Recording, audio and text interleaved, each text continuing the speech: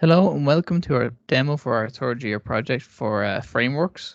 Myself and James both worked in transforming our software project modules end of year assignment to from Java to C#. For this, we used the .NET Core framework and we ended up posting it on Azure. Our project is based around a customer buying gaming computers. We implemented a style that was aimed at the customer based on these kind of products.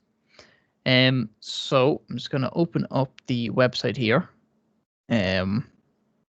So as you can see here, it's simple. It's Bootstrap. It has an image that will change every few seconds. Displaying different PCs. If we scroll down here, we can see the different products we have. We can view the specs of a product. Just gives you the basic idea of it. If we head back, we can also add something to the basket. Now it's going to ask us to log in. So I think, what's the user account here, James? Yeah, so these are I think the best thing to do is if we create an account for them, maybe. Yeah, we can start on that then. Yeah, we can go ahead and create an account for a user. So hello, my name is James. I was also working with this for Kyle. Yeah, so I'll proceed with creating an account here. As you can see, I created a couple, but let's create a fresh one.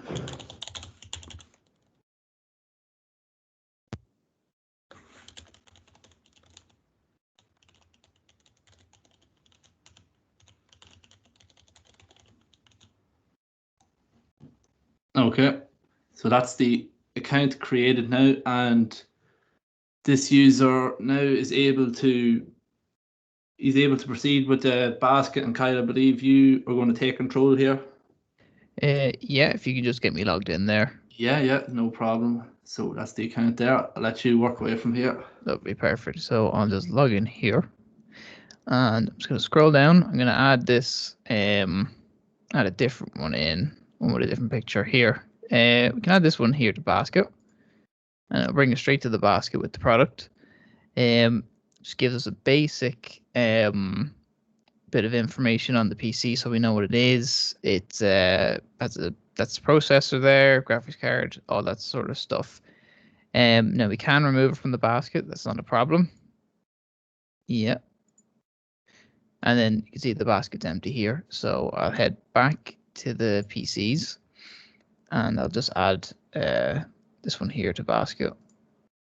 Perfect. And I'm going to bring it on to the checkout. See here, quantity 1, price per unit, 99. If we added more stuff here, so I'm going to add another PC in just to show that it will update. I'll add it in a different one. Perfect. Items and baskets 2 calculates the price. So if we go to checkout, you can see here what the prices are. We continue the payment. Because we don't have any card data, we have no real validation here. None of these have to be filled out because it was deemed irrelevant to us, just given the context of the project. So if we proceed with payment, the order is now created. So if we scroll down here, you can see the two objects, they're both put in separately, but if we can view the details of each order here. And so it'll display if there's more than one PC in an order, it'll just display both of them here. So I can head on back there. So the way that works is we're using MongoDB, and we're actually using the cloud-based Mongo Atlas. So all of this is being stored in the cloud. It's using the Mongo style. And if James, can you open up the code for me there? Yeah, no problem. And if you open up the models and head to order. Yeah, no problem. Where's my order? There we go. Perfect. Now. So here it's using the bsun ID, which is an object ID. So I took the code first approach here, where I'm assigning the bsun elements. in the actual object in the model here. So then when it goes to the database, there'd be different things set up. We never got around to working on the address part here. There's just other functionality that needed to work first. It was left to the end, and now it's just not ready, but it would be easily implemented. We have the model ready to be used. We just have to add it in. It wouldn't be a big problem. And James, are you able? Do you have the MongoDB open? No, I don't think so. But if you want, you could easily share your screen there for a second. Absolutely. Yeah, that'd be probably the best thing to do. So I'm going to share my screen now. Yeah, that's perfect. We can see it. And you can see it immediately. So I have a collection here, easypcbuilder.net. We have our orders here. And then inside of these, I should actually refresh this. You should see that recently, there's plenty more updates added. I think this might have been the last one we added, or the bottom is the last one we added in.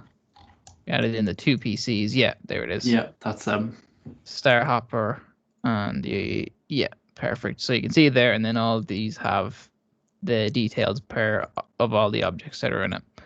So that's would be my side of it. That'd be I would have implemented the MongoDB side of it. That was my self-learned area. So I am gonna just hand it back to James. Yeah, I'll share my screen again. Okay, so I suppose I'll go on to my side of the thing now. So Kyle showed you how you can purchase a computer and proceed to pay for it and fully follow through with it. So next thing I'll show you is a bit of the sort of the authorization side of things. So as you've seen with this account here, he logged in. It is a normal user. It sees what a normal user should see, the typical add to basket, view specs, and everything. So I will now proceed to log in with an administrative account that was created before, and you'll see some of the more advanced features that administrators would have. So if we go back to the same page again, we can see a couple of things have changed. So starting from the top, I suppose, we've now the option to create a new computer.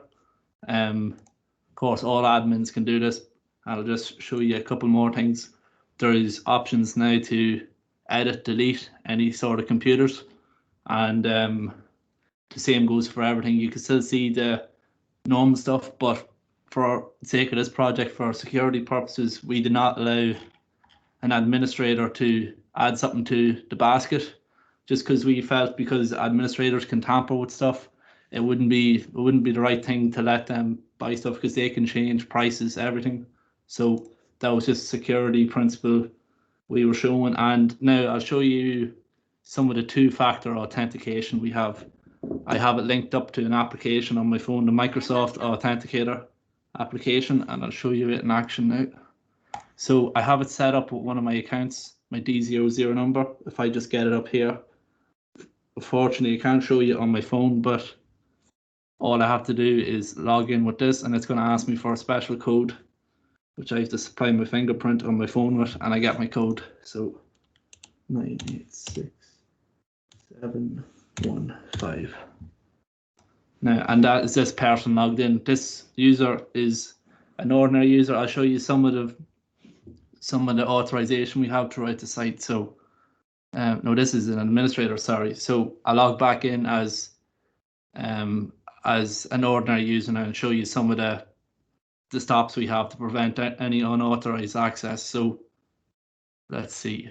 If we see here, I clicked on a new PC. So this is under the create method of the PCs. If I try to access this with an ordinary user,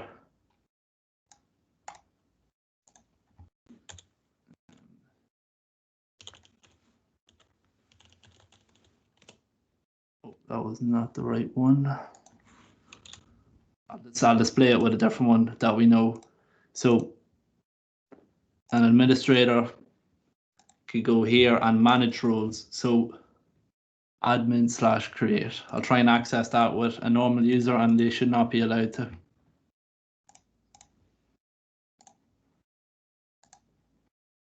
I just want to get the URL right here. admin/create.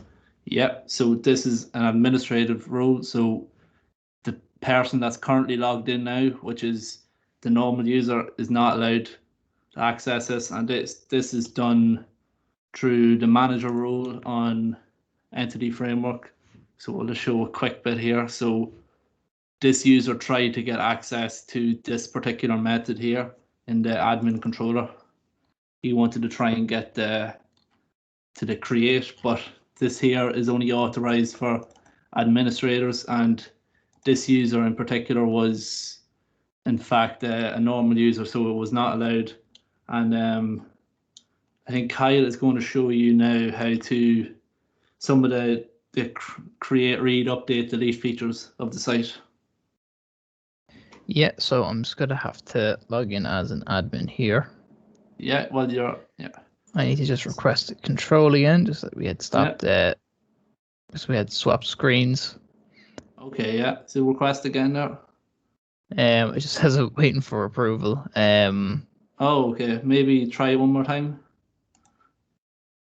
I can't try that now. Hold on. I'm not sure. It's okay anyways. I'll stop sharing and I'll do it again and see if you have any luck now. Perfect. I can give you control.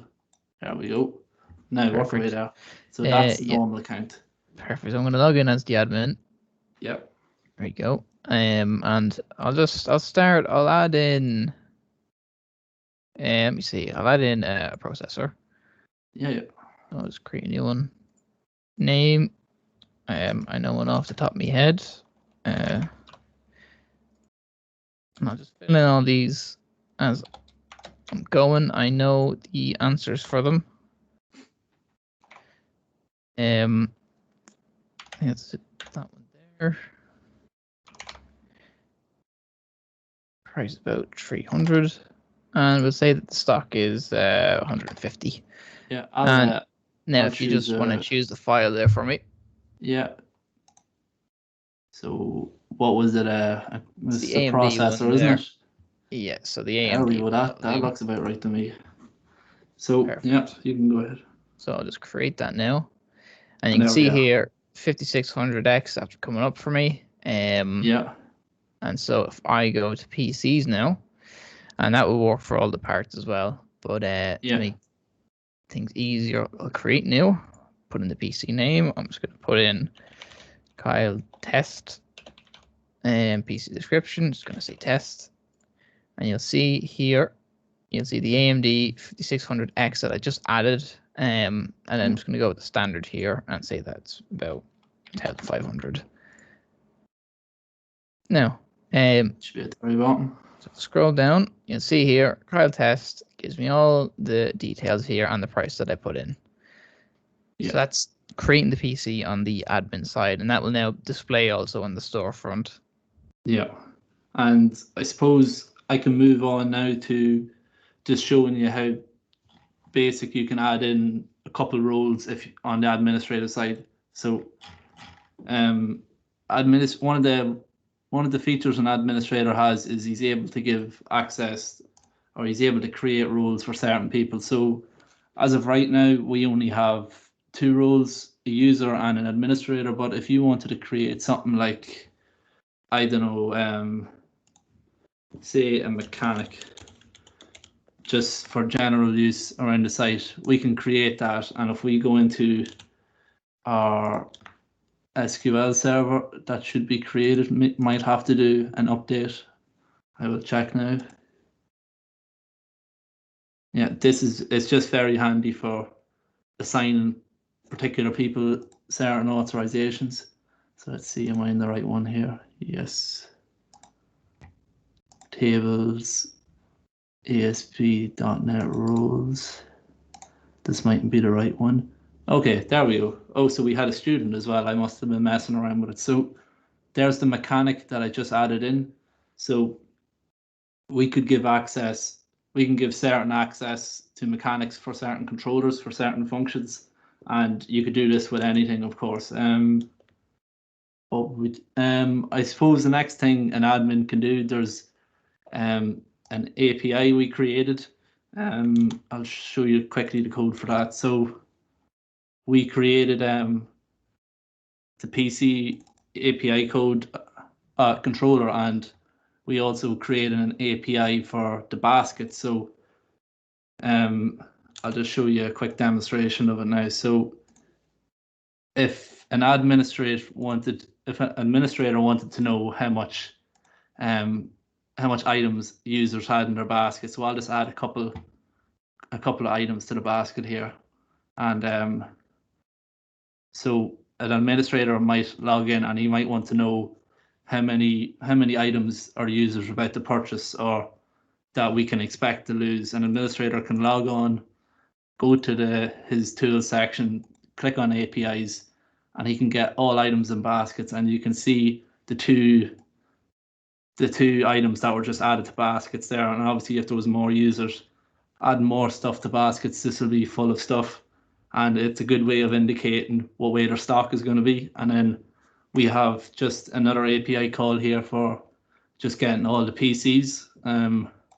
This is done through scaffolding of the model class you build around it. So for example, this PC1 API controller is scaffolded off the model class of the PC, and it just has general get PC, put PC, and delete and edit.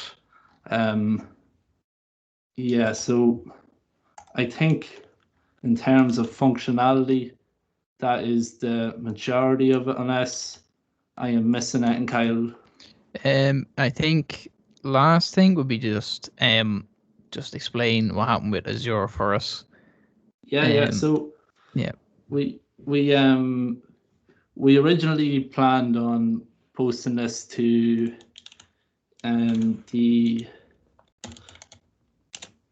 IIS for just to connect up with our sysadmin. We did successfully post it to the IIS, but it was giving us problems, and I wanted to try out Azure anyway. So we did end up posting it to Azure here. As you can see, it's deployed under Easy Peasy Builder 2. This is my account here. It's a free account. Yeah, it was just a basic publish, and yeah, it's up and live. There was a couple problems with it, but it's up now, thankfully. And there's Azure wouldn't be my strongest, but it's up and running now, I suppose. I don't know, did we miss anything, Kyle, in terms of functionality that we can show off? We've showed two-factor. You can obviously change your passwords and do whatever. There's a general place here where you can just see some of the hardware items in case you were logged in as you were an ordinary user wanting to buy a PC and you wanted to know a bit about the GeForce GTX 1060. You could just go to graphics and view a bit of the specs, and you can see, oh, it has that boost speed or whatever, and that goes for everything. Yeah, if there's nothing you'd like to say, Kyle, I think that is it. No, I think that's everything from us then. So thanks for listening to us, and yeah, I hope we covered everything. If there's any questions, feel free to email us using our D numbers. Yeah, absolutely. Thanks very much. Perfect. Right.